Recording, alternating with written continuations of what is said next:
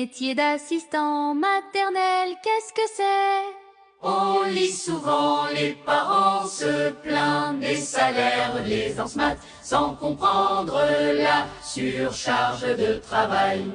Avant de commencer, l'asthme doit se préparer. Préparer et nettoyer les jouets. Installer les tapis moteurs. Premier enfant arrive. S'il arrive à l'heure parce que souvent l'enfant arrive plus tard et du coup, on s'est levé tôt pour rien. On se dit bonjour. On fait une transmission matinale.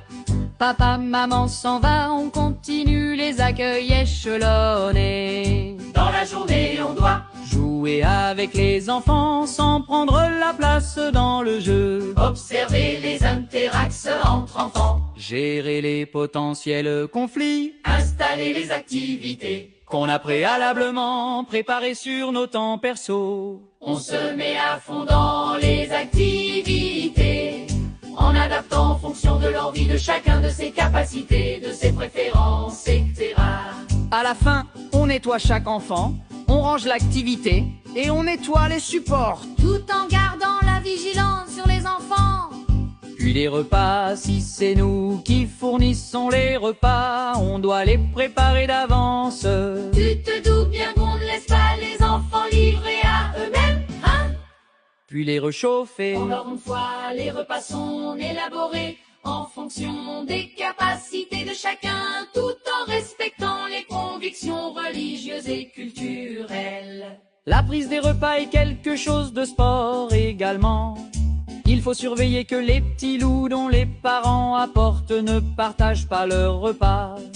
Il faut verbaliser sur pourquoi Jules a le repas de maman alors que Lola a le repas de nounou. Et pourquoi Ryan il mange pas de jambon. Et pourquoi Hugo ne mange pas de yaourt. Conviction, allergie, etc.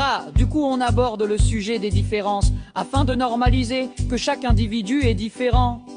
Et ne parlons pas des diversifications alimentaires. À 4 ou 6 mois, ce n'est pas la même chose. Et puis, il y a la DME aussi. Puis il y a les couchers. Peut-être que Gaspard a besoin d'une veilleuse et Lola a besoin des bras. Mais en même temps, Owen n'a pas sommeil en même temps que les camarades. Il faut donc s'adapter.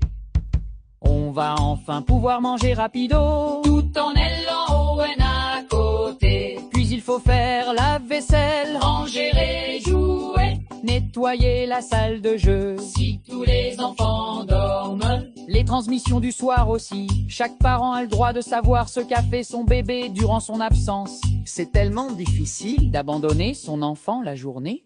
Et parfois, souvent les parents viennent pile à l'heure du contrat, mais le temps des transmissions déborde sur la débauche. La porte se ferme. On doit ranger, nettoyer. Place à la vie perso. Oui, mais les contrats, c'est la SMAT qui les fait. Même si c'est normalement le travail des parents, on va pas se mentir, les parents sont abandonnés dans cette tâche. Et puis il y a les déclarations à faire.